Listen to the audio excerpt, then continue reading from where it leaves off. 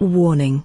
Spooky Tales with Steve the Cat involves the discussion of horror and suspense movies. These movies often include violent, frightening, and disturbing content. Also, we sometimes discuss ladies and their lovely physical attributes, and we sometimes discuss topics considered naughty to talk about in polite company. This program is intended for audiences over the age of 18. Viewer discretion is advised.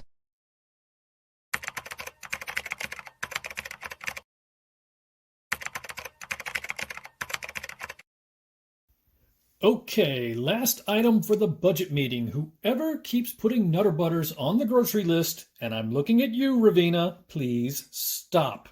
They're delicious, but they're way too pricey. You're gonna have to make do with the generic cookies from Dollar Tree. Damn you, Carl. You suck. Don't get saucy with me, intern. If you have cookie issues, take them up with Mother de la Mort.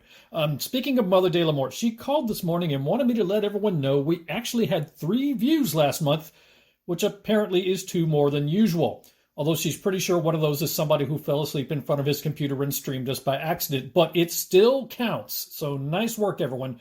So are there any other questions before we wrap up for the morning? Yeah, I have a question. Go ahead, Fancy. So, I've been watching this show for a while now, and I'm just wondering, has anyone else noticed that you and Steve sound exactly the same? What's that now? Your voice and Steve's voice, they're exactly the same. It's a little bit weird.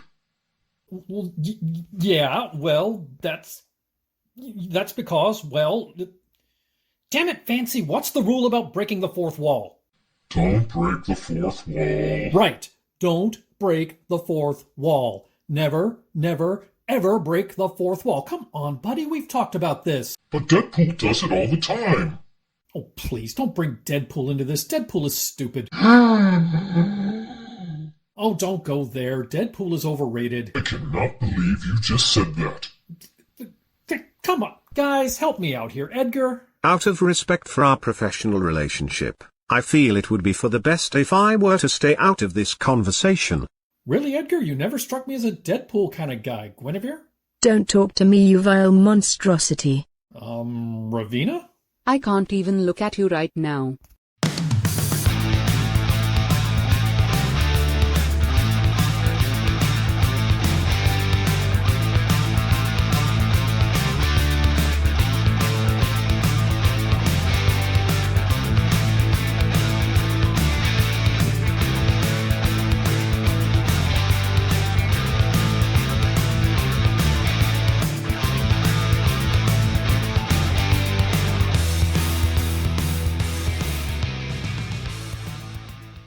Hello, and welcome to Spooky Tales with Steve the Cat, the place where we have a fun discussion of horror movies. I am your host, Steve the Cat. Well, October is over, but the horror movies are gonna keep coming. Yes, we still have plenty left to discuss here at Spooky Tales with Steve the Cat. We're gonna carry you all the way through to the end of the year and into next year, so have no fear.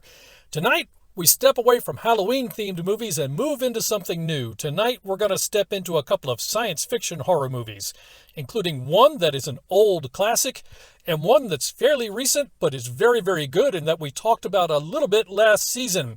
I think you're going to enjoy both of them. I recommend both of these movies highly. Thank you so much for joining us. We're glad you could make it. Now, here we go.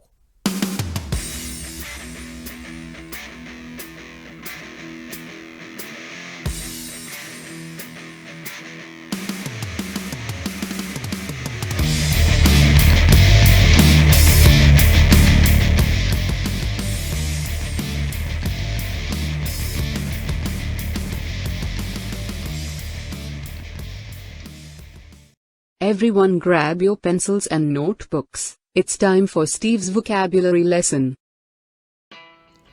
I hope everyone brought their pencils and is ready for class because it is time for Steve's vocabulary lesson. This, of course, is the part of the show where we discuss new and creative uses of the English language in an effort to stay ahead of social media bots and algorithms that would otherwise try to ban our discussion. We've got a thorough lesson this week, 4 words, so let's get to it. Word number 1, Peeper popping. Peeper popping is a noun that refers to the action of puncturing or stabbing one or more of a character's peepers, typically with something slender and pointy. Note that peeper popping is distinct from melon balling, which we discussed last season. In melon balling, the peeper is generally removed intact. In peeper popping, you don't have to take that kind of care. Word number 2, yoga failing. Yoga failing is a noun that describes that freaky, creepy thing that ghosts, demons, and the demonically possessed do in movies, where they contort their bodies absurdly, causing the audience members to grab the backs of their own necks and scream in sympathy.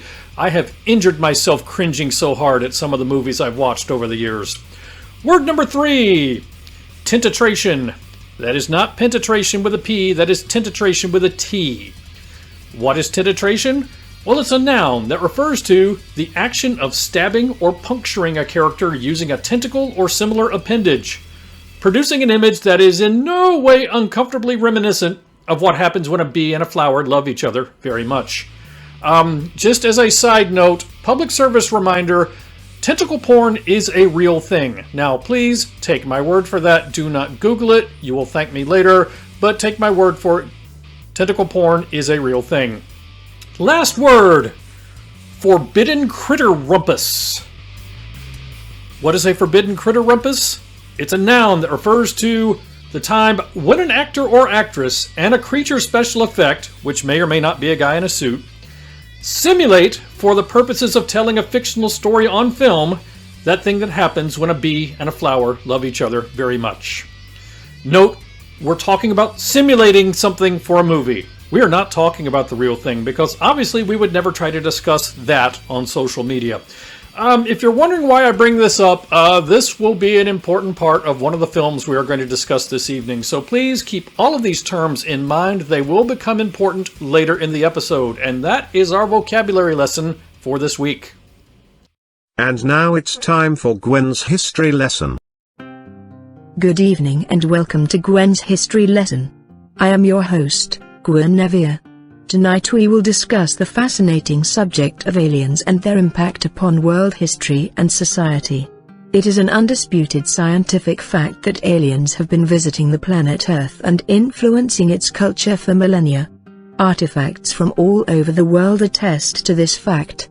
Also, they constantly talk about it on the History Channel, so it must be true, otherwise they could not put it on TV. Alien civilizations have affected art, architecture, technology, and our economy for thousands of years. This fact, of course, leads to several questions. For example, we know from earlier lessons that the shape of the Egyptian pyramids was intended to resemble the organizational structure of a multi-level marketing scheme. We also know that it is a scientific fact that aliens helped the Egyptians build the pyramids. Was it aliens that first introduced the concept of multi-level marketing to our planet? Are we a part of another civilization's marketing pyramid? If so, what products and services are we supposed to be selling, and to whom? How can we go about signing up other planets to be a part of our own marketing pyramid, thus entitling ourselves to 10% of that world's earnings? These are important questions, but they pale in comparison to the most important question of all, which is this: why are aliens so fascinated with our bums? The alien predilection for our posterior regions is well documented, and that evidence need not be reviewed here. But the evidence does not answer the question of why. Why do aliens show such an obsessive interest in our back porches? To learn more about this question, we reached out to two different sources. Our first, who goes only by the code name Crimson Meerkat, is a published author and researcher of alien abductions and their influence on society. Hello, my name is... Well, you don't need to know what my name is. Just call me Crimson Meerkat. Yeah, that's my code name, Crimson Meerkat. I am a famous, credentialed, published author. I have published 2 books, and I have a 3rd book coming out, so that's 3 books, yeah, so you must listen to me. And I'm here to tell you that these aliens are bad news, people. These aren't like the nice people you meet on eHarmony. These are like the ones you find on Craigslist. They've been banished from their own planet, and they're cruising around here because they're on some sort of, like, alien sex offender registry. And they can't go back to their home planet anymore, so they come here to satisfy their cravings and needs, and none of us are safe. And none of us are safe, and the government won't do anything about it, and they won't tell us about it, and... Oh God, I've talked too loud and I've given my position away.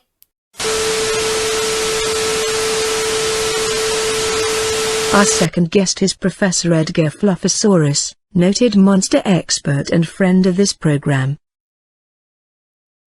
Greetings, I am Professor Edgar Fluffosaurus, Professor of Monsterology and Kaiju Studies. Of course I also have some expertise in the field of aliens and alien abduction, as efforts by extraterrestrials to kidnap and control kaijus are well documented. While we may be tempted to view alien fascination with our buttocks as a sign of hostility, the reality is that it is most likely the result of a simple cultural misunderstanding. Take a moment to put yourself in the position of an alien species visiting the Earth for the first time. Before arriving, you would take some time to monitor various broadcasts in an effort to get some understanding of Earth society. Of course, we all know that 97% of all internet traffic consists of pornography and cat videos.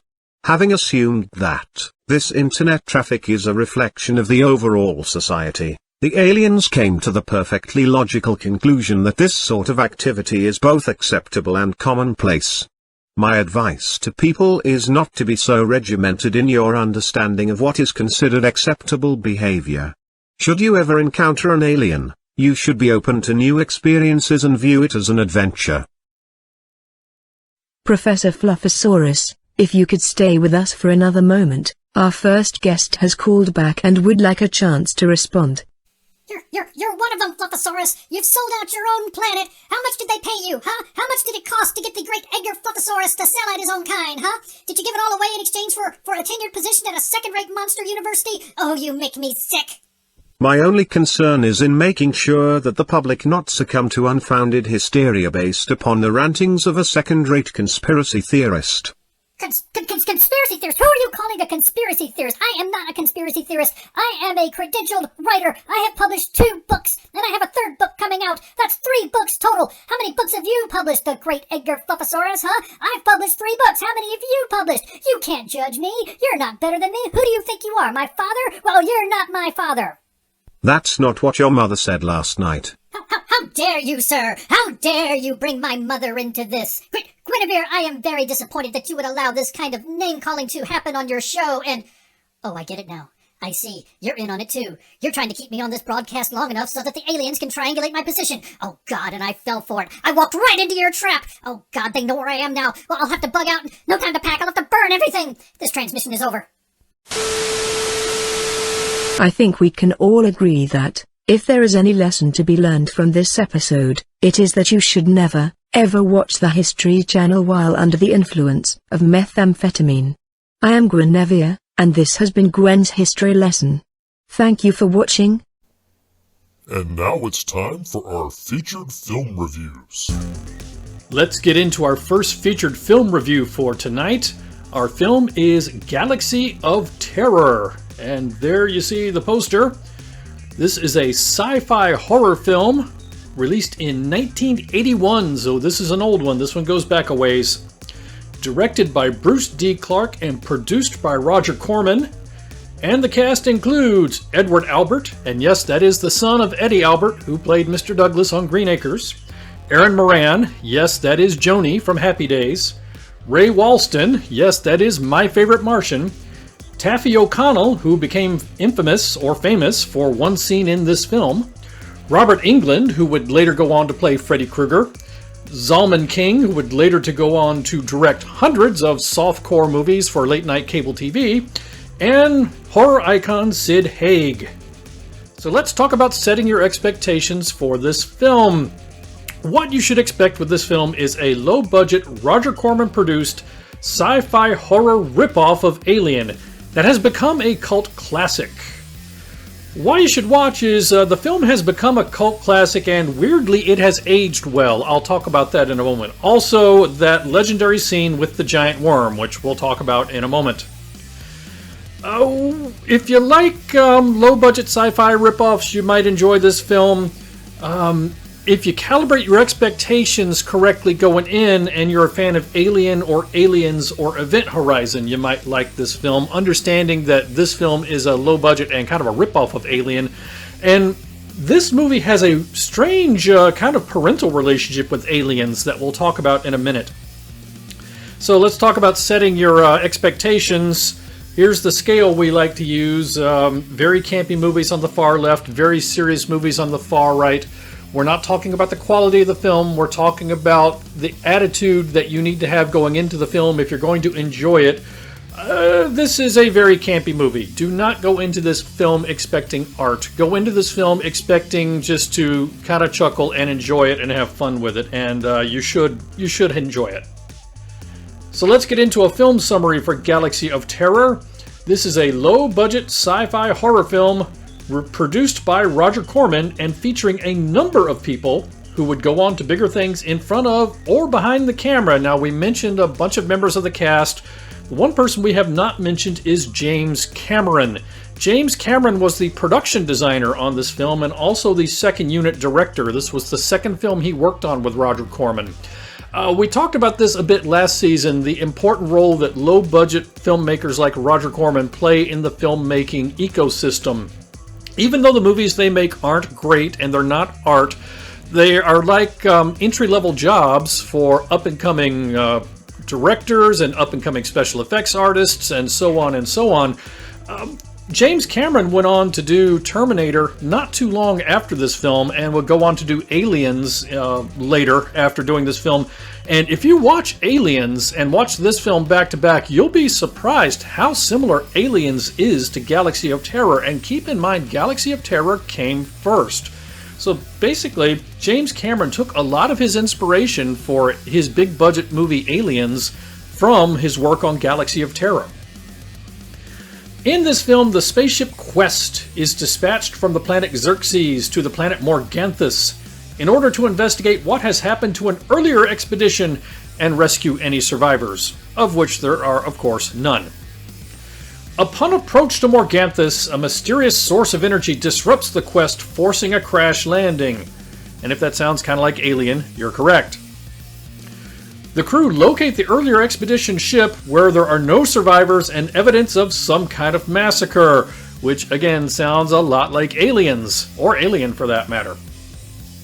The crew later locate a large pyramid-like structure that appears to be the source of the energy that affected the quest. Kind of like Alien. The crew enter the structure to investigate and determine if they can shut off the interfering energy source, so at least they have a good reason for going in there. One by one, the crew fall victim to horrifying fates, and it would be a spoiler alert if I were to get into any more than that to tell you what starts happening, why it's happening, or if I were to do a villain profile. So we're not doing a villain profile for this film because, number one, this film kind of defies doing a villain profile, and number two, it's too much of a spoiler.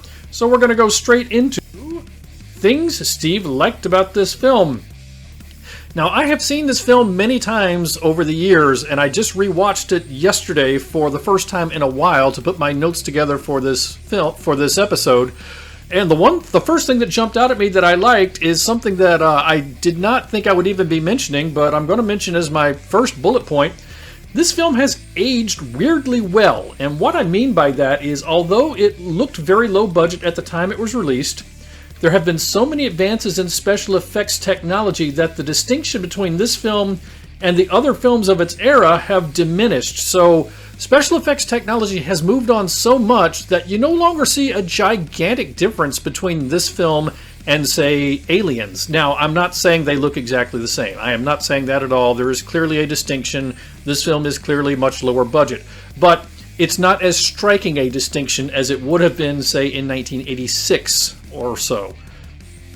The film is good, campy sci-fi horror fun. It's just a fun movie to watch. The film is creative in how it dispatches the various members of the crew. No two people go out the same way in this film, and that kind of gets into the whole spoilers, and I'm not going to tell you exactly why what is happening, but it's different for everybody. The film uses an assortment of practical special effects, which is not surprising given that it was 1981. It utilizes both live-action creature effects and stop motion animation. Now, there's not a lot of stop motion animation in this film, but there is a little bit. And once again, this kind of goes to show you how Roger Corman created jobs or entry-level filmmaking jobs for up-and-coming special effects artists. So you're a guy who does stop motion animation, or you're getting into doing stop motion animation. Well, Roger Corman needs a little bit of it done for this movie. Now, you're not going to make a career out of what he has done, but it is some entry-level experience. It is a first rung on the ladder. Although low budget, it's actually an interesting story and is reasonably well paced. You will actually want to know what's going to happen next. And a lot of bad B movies kind of drag from time to time. This one does not have that problem. Let's talk about things that could have been better. Well, right up front, this film is low budget and some of the special effects are not particularly convincing. And in all honesty, I would say that by 2021 standards, none of the special effects are convincing, but some are more acceptable than others. For the most part, the film relies upon mediocre actors, and the acting is subpar. Ray Walston, to me, is kind of the exception. Ray Walston, of course, was long famous for having done My Favorite Martian before he did this movie. So he was a veteran actor, and he's actually reasonably good in this film. Everyone else is just kind of there. The story is somewhat predictable, in part because, like we've talked about before on this show, this film went on to kind of be in the parent lineage of other films that came later. So by the time you go back and watch an old cult classic like this, it feels predictable just because it kind of inspired things that came later. Some of the sound effects are straight out of a Scooby-Doo cartoon, and I do not mean that metaphorically. I mean that literally. I mean the Foley artist for this film is literally pulling the exact same sound effects out of the exact same database of stock sound footage that was being used for Hanna-Barbera cartoons. And it's a little bit distracting when someone's being attacked by a monster, and it makes the exact same sound effect that I remember hearing from back in the 70s when Shaggy was putting ketchup on a hamburger. So, you know, the low-budget practical special effects you can kind of tolerate, but for me, the sound effects were just kind of a distraction, just because it's like I've heard that same sound a million times in Hanna-Barbera cartoons. The characters all have backstories, but the film does not do a good job at expounding upon some of them. So, again, we're trying to avoid spoilers here, but every character kind of had to have a reasonably well-developed backstory in order to make this film work. So they put some thought into every character in this film, but they did not necessarily translate that to the audience. There's a lot of questions I have in watching this that I'm thinking, with a little more character development, they really could have filled in. Why does this character do what he does? I think they had good reasons in mind for everything, but they didn't necessarily take the time to communicate it to us. And you get a cheesy 80s era techno soundtrack, and maybe the nostalgia of that will strike you as fun. Maybe it'll strike you as annoying. Let's get to Steve's scorecard for Galaxy of Terror. Kills, 9. Bare breasts, 4, and that is Taffy O'Connell and her body double. Instumpinatings, 1. Smooshnoodlings, 1, and it is spectacular. It is just awesome. Infuegoinatings, 8. We'll talk about that some more in a minute. Tentitration. Now, this movie is kind of tentacles a go-go. You've got tentacles all over the place in this movie. I'm only going to give it credit for 1 tentitration. You could give it credit for more. You could get really technical and say technically none of those are actual tentitration. They're just kind of grabbing hold. But given the images that were being elicited, I'm going to give it 1. Excessively trigger-happy crewman. Yes, Zalman King, I'm looking at you. 1. And finally, Forbidden Critter Rumpuses. Yes, the Forbidden Critter Rumpus. There is one in this film. It is the most famous Forbidden Critter Rumpus of all time. In all of movie-making history, the most famous Forbidden Critter Rumpus occurs in this film, Galaxy of Terror. But with your viewing of Galaxy of Terror, you get some bonus features, such as You get a scaredy cat blonde guy who doesn't last very long. So I should correct what I said earlier when I said all of the characters have backstories and they just didn't necessarily do a great job communicating them to you. Scaredy cat blonde guy, I don't think had a backstory. I think his job was just to show up, be frightened, and die early. You get, there's the body of one of the people we're here to rescue. Quick, let's incinerate it so we have no evidence to examine. Zalman King incinerates every little thing he comes across in this film. Dead body, shoot it with the laser gun and incinerate it. And this just goes on and on and on throughout the film. Now, maybe this was to save on special effects budget, so they didn't have to have corpses, or they didn't have to have extras playing the role of dead bodies, or come up with special effects so they could kind of imply how the person died without actually doing it.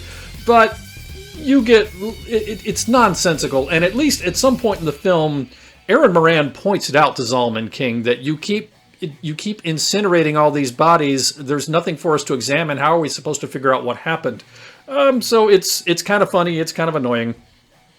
You get the world's lamest knife fight. Now, Robert Englund went on to play Freddy Krueger, who was famous for his knife hand. So he must have taken stage combat lessons sometime between this film and doing Nightmare on Elm Street, or else just had a better fight choreographer, because he is involved in what has to be the lamest knife fight in the history of filmmaking in Galaxy of Terror. You get Sid Haig's acrylic pointy frisbee things. Getting back to what I talked about earlier with characters having backstory but not necessarily communicating it well to the audience, Sid Haig's character is kind of the tough security guard type. He does not carry a gun. He carries two things that could best be described as oversized ninja throwing stars, but they're made like out of plexiglass. They're supposed to be crystal, but they're obviously some sort of acrylic or plexiglass, and they're the size of a frisbee. And they never really explain that in the film, but you get the impression that maybe it's something to do with his religion or his heritage, that he uses this kind of weapon instead of a gun. He's like a Jedi that uses these instead of using a blaster. They never really explain it, but it's one of those things that they obviously put some thought into. They just never quite translate that thought across the screen to the audience. You get wall tentacles. You get floor tentacles. You get bug-eyed Erin Moran. She is like a less attractive Zooey Deschanel in this film. Her go-to acting move in this film is, honest to God, I don't know what it is, but it just looks like she's confused and her eyes are about to pop out of her head. The lady had some very big eyes. And finally, you get, oh my God, that scene with the giant worm. Okay, so we're back to talking about that famous forbidden critter rumpus. There is a forbidden critter rumpus in this film. There is a giant worm in this film. They are in the same scene.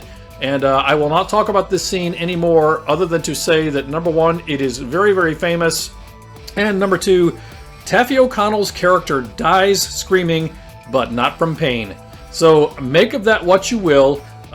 Watch the film, you'll see what I'm talking about. So let's get to Steve's final score for Galaxy of Terror.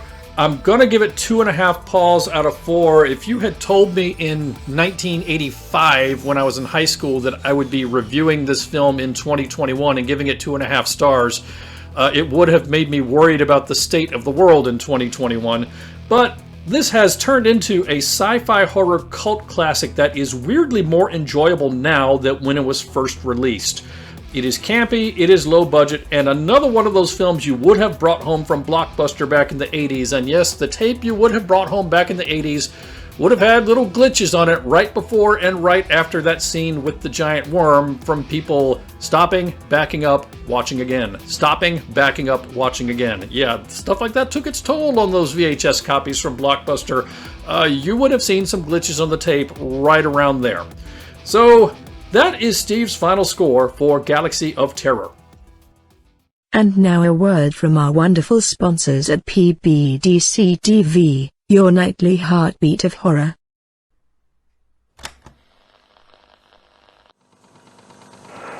This is Mikey from Out of the Ordinary, and you're watching PBDCTV.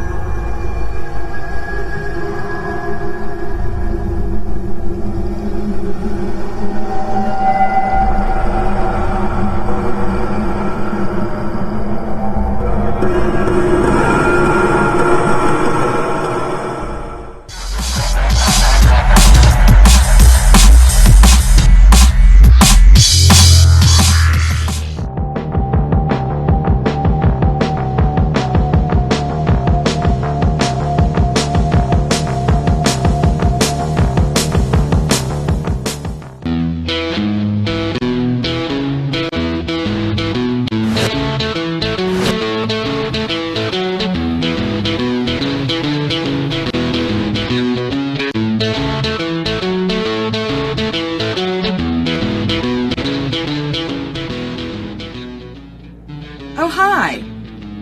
First thing in the morning, when I'm listening to music and getting a little bit of time for some creepy research, I'm always representing with my PBDC merch. What a better way to have a cup of coffee in the morning.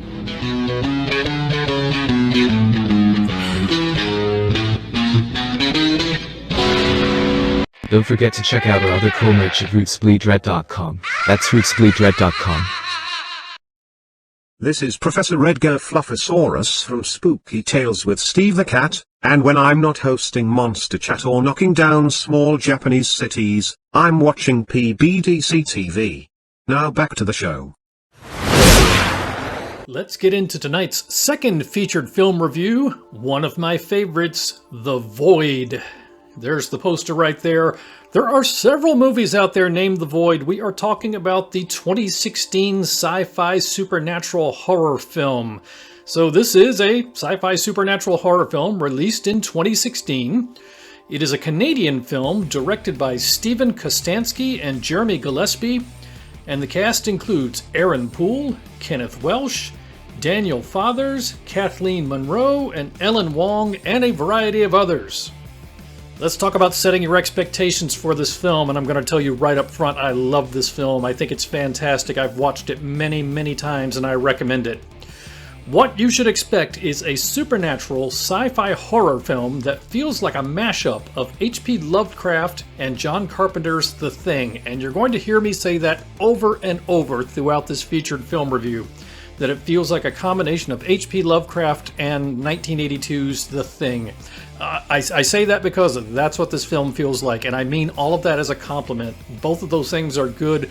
Putting them together makes for something that is very, very good.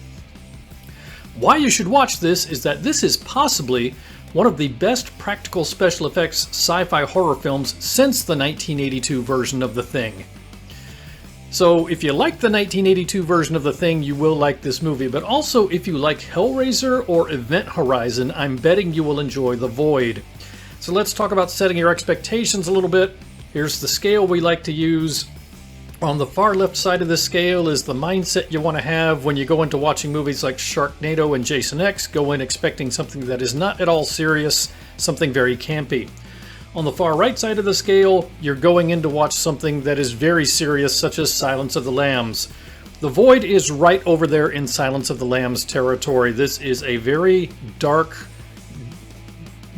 film with an atmosphere of dread. I almost said dreadful, but dreadful film implies that it's a bad film, and it's not.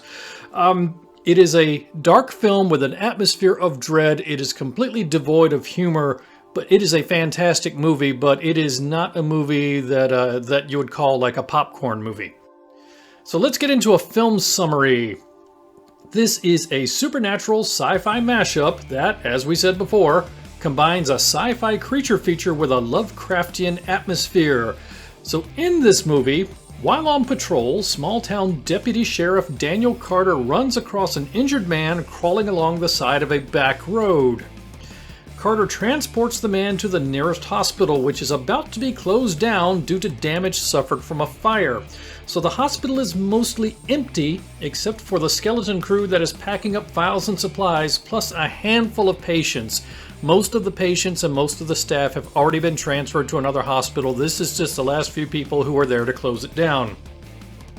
The man is deliriously agitated and must be sedated. Soon after, one of the nurses inexplicably murders another patient and then attacks Carter, who has to shoot her dead in self-defense. And he is very, very traumatized and rattled after this. As Carter goes outside to call in the incident from his squad car, a group of hooded cultists show up and attack, trapping everyone inside the hospital. The cultists don't seem to be interested in getting inside the hospital, they just seem to be interested in making sure nobody leaves. Something very dark and sinister is going on at the hospital, and the cultists clearly want to make sure that no one leaves. But what exactly is going on? And it starts to spiral into some very dark, disturbing, and weird territory from there. So there are a variety of weird Lovecraftian sci-fi creatures in this film. They're all different. We're just going to talk about one of them. We're going to talk about one whose name is Beverly. And there she is right there. There's Beverly. Oh, she's so beautiful. Beverly belongs to the class of indescribably Lovecraftian undead monster things. Her special powers include immense strength, shape-shifting ability, and deadly tentacles. Her signature weapon would be her deadly tentacles, and her signature technique involves dragging away her victims and then killing them via painful tentitration, which we talked about in our vocabulary lesson earlier. I hope you are paying attention. So let's get into some of the things Steve liked about this film. This film is a whole festival of practical special effects. It feels like The Thing 1982 version, except with the color saturation turned way down and darker filters. So if you've watched The Thing, obviously that film takes place in the Arctic, so there's a lot of bright light, there's a lot of white backgrounds because of snow, so there's a lot of bold colors in The Thing. The creature effects have a lot of reds and a lot of bright oranges and bright colors.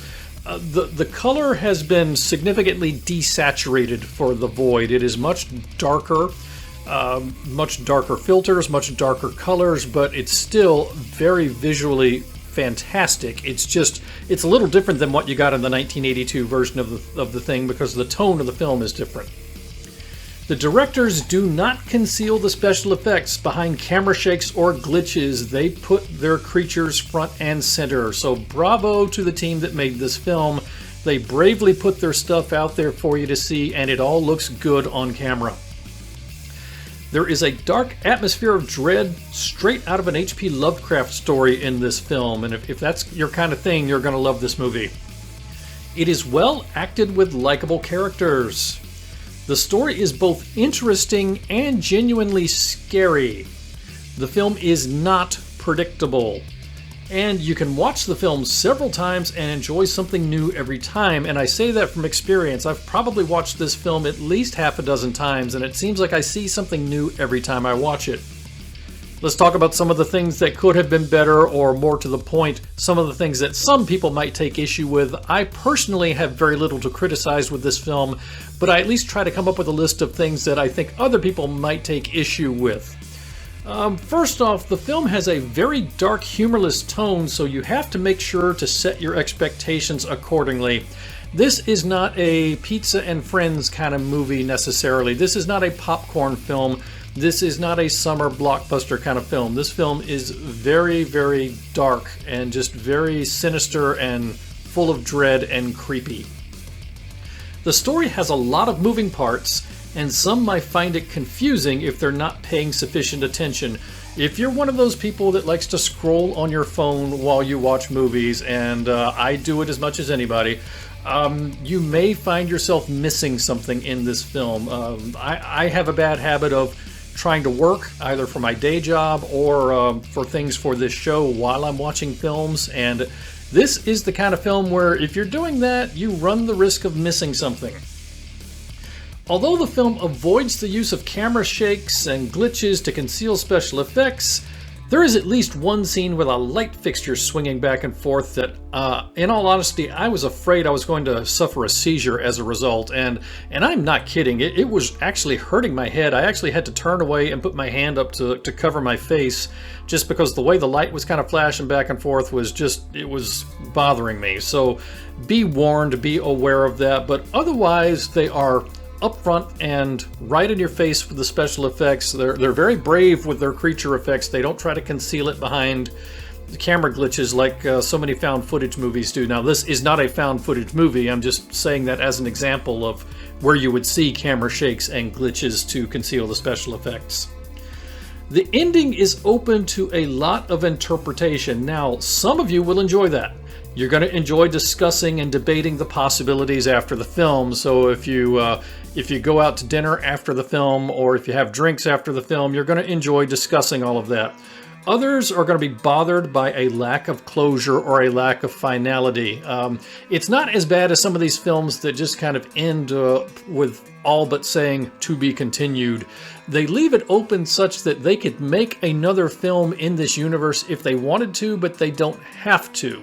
But there is a lot of stuff that you could discuss at the end of this as to exactly what you've seen and exactly what it means. Let's get to Steve's scorecard for The Void. Kills 15, probably more. There is a scene in this film with a lot of Lovecraftian zombie monsters that attack and a lot of gunfire off screen, so probably more than 15 kills, but 15 kills at least in this film. Bare breasts, none. It's Canadian. They tend not to do that sort of thing. You've got a scene where a woman is on the operating table and they pull off her surgical gown and she's even wearing a bra underneath, so clearly, although I think, honestly, there were also some practical special effects on her, and I think that was just to make it a little easier because doing realistic looking breasts with practical special effects is probably more difficult than you think, so I think it was driven by special effects as much as anything. Denoggenings. There is a denoggening. Infuegoinatings. There are 3. Jiffy poppings. Yep, there's a jiffy popping in this one. Stomp noodlings. There's one of those as well, so the denoggening is a stomp noodling in this film. Peeper poppings. Going back to our vocabulary lesson from earlier in this episode, there is one of those. Yoga failings. Again, going back to today's vocabulary lesson, there's a yoga failing. Tentatrations. Yep, there's 2 of those. Going back once again to today's vocabulary lesson. And finally, rounding out today's vocabulary lesson, forbidden critter rumpuses. Thankfully, there are none, unless you count the tentatration. So this film does not descend to the level of Galaxy of Terror and have the creature Beverly getting busy with one of the actors. Now, bonus features is normally where I do some funny things about these movies, which The Void presents a bit of a difficulty because it is a pretty humorless film, but we're going to attempt to find some bonus features for The Void anyway. So with your viewing of The Void, you get bonus features such as Undead Doctors. You get a Hammer Time Q&A session. You get face-peeling action. You get axe murdering action. You get cesarean section action. You get Grandpa stabbing action. Yep, Grandpa, it does not end well for him.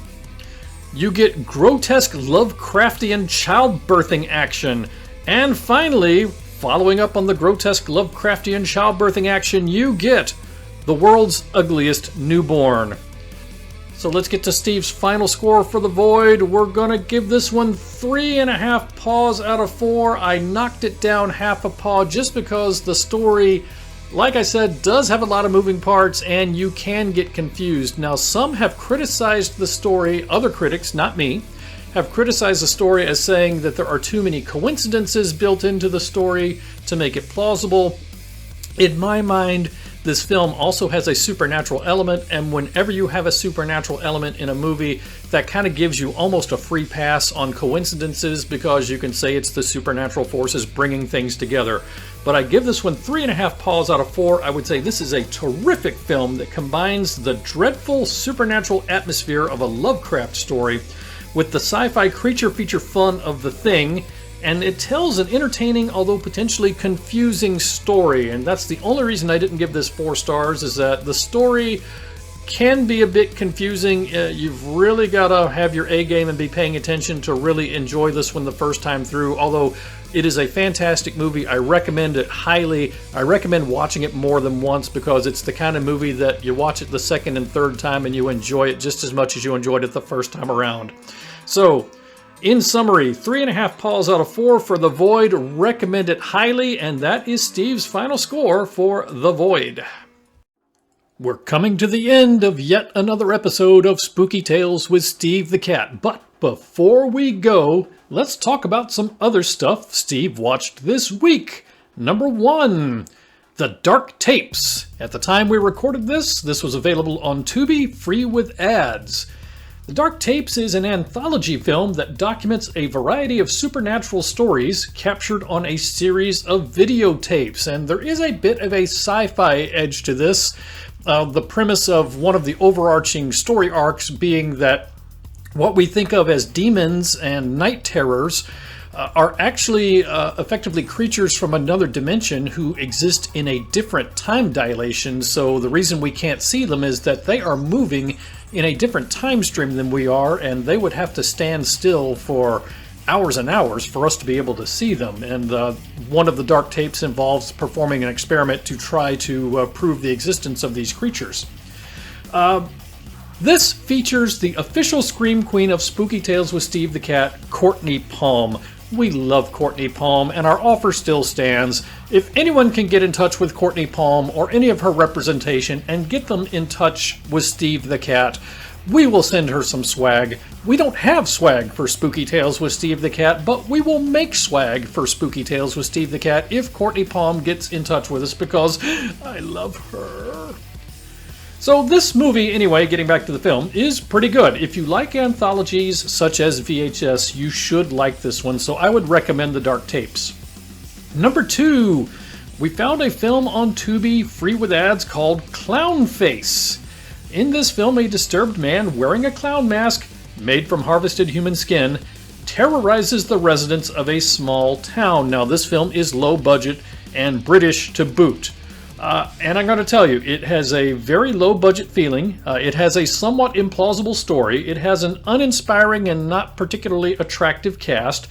But I liked the film anyway. And I can't say exactly what it is I liked about it, but I enjoyed it. If you want a straight up slasher film, you can do a lot worse. Now, do not go into this expecting the next great thing in slasher movies, but let's say it punches above its weight. It feels better than the production values and the acting would make you think it's going to be. I enjoyed this more than I thought I would. Third item, we're going to step outside the horror genre a little bit, because I'm going to allow myself to do that, because I want to talk about Auntie Donna's Big Ol' House of Fun on Netflix. This is a Netflix 6-episode sketch comedy show featuring the Australian comedy troupe Auntie Donna, which, being an old guy, I had not heard of until recently, but apparently they've been an internet sensation for quite a while. It is difficult to describe this show, but imagine the comedic descendant of Monty Python's Flying Circus mixed in with a little bit of a very, very, very not safe for work Pee-wee's Playhouse. Basically a show about 3 guys living in a house in Los Angeles and their comedic adventures. There are cameo appearances by a variety of people. Ed Helms from The Office and The Hangover movies is one of the executive producers, and he's in one of the episodes. It's sketch comedy, so it's kind of a mixed bag. It's not at all horror themed, but I thought it was absolutely freaking hilarious. I've already watched the entire series at least 3 times. If you like Monty Python, I recommend you give it a try. That's Auntie Donna's Big Ol' House of Fun on Netflix. If you like sketch comedy, and particularly if you like Python-esque sketch comedy, give it a try. You'll probably like it. And that is some other stuff Steve watched this week. Well, that wraps up this sci-fi horror episode of Spooky Tales with Steve the Cat. Thank you so much for joining us. We hope you enjoyed it. We had a lot of fun putting this episode together, and we hope you had fun watching. Now, if you did enjoy the show, please remember to like, share, subscribe, and follow. You can find us on Facebook at Spooky Tales with Steve the Cat. And yes, that's Tales with an A-I-L-S. Also, please remember to check out all of my friends and their great programming on PBDCTV. Whether you're interested in horror movies, true crime, weird history, or unexplained events, we're sure to have something for you on PBDCTV. And we're very easy to find. We're on the World Wide Web at PBDCTV.com, and we're on YouTube at PsychoBunnyDC. We've also got a large presence on Facebook. You can find a page for the mothership at PBDCTV, or you can go directly to dedicated pages for channels like Psycho Bunny Death Cult, Psychomantium 13, and Roots Bleed Red. Each channel has a slightly different atmosphere, but they're all a part of the PBDCTV broadcast collective. We'll be back again next week with a couple of recent horror films, including one produced by the director of Guardians of the Galaxy. It's sure to be a lot of fun, so we hope to see you again then. In the meantime, thank you once again for joining us. Everyone stay safe and have a great week. We'll see you again soon. Bye-bye, everybody.